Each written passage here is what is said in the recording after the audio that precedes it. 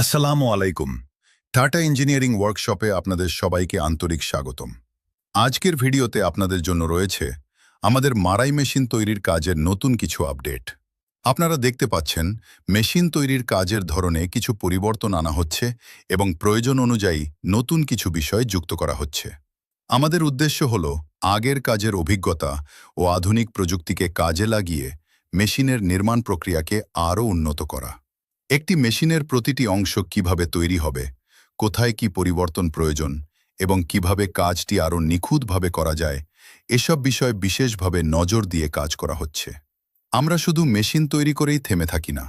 সময়ের সঙ্গে সঙ্গে নতুন প্রযুক্তি, নতুন ডিজাইন এবং কাজের অভিজ্ঞতা কাজে লাগিয়ে মেশিনকে আরও শক্ত, মজবুত, কার্যকর ও টেকসই করার চেষ্টা করি।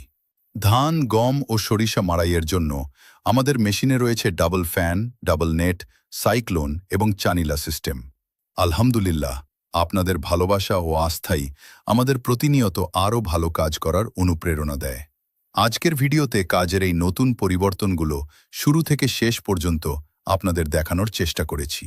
ভিডিওটি ভালো লাগলে একটি লাইক দিন, আপনার মতামত কমেন্টে জানান এবং মারাই মেশিন তৈরির প্রতিদিনের নতুন আপডেট দেখতে আমাদের চ্যানেলটি সাবস্ক্রাইব করুন। টাটা ইঞ্জিনিয়ারিং ওয়ার্কশপ, প্রযুক্তির সঙ্গে তাল মিলিয়ে প্রতিনিয়ত আরও উন্নত মেশিন তৈরির প্রচেষ্টা। ধন্যবাদ।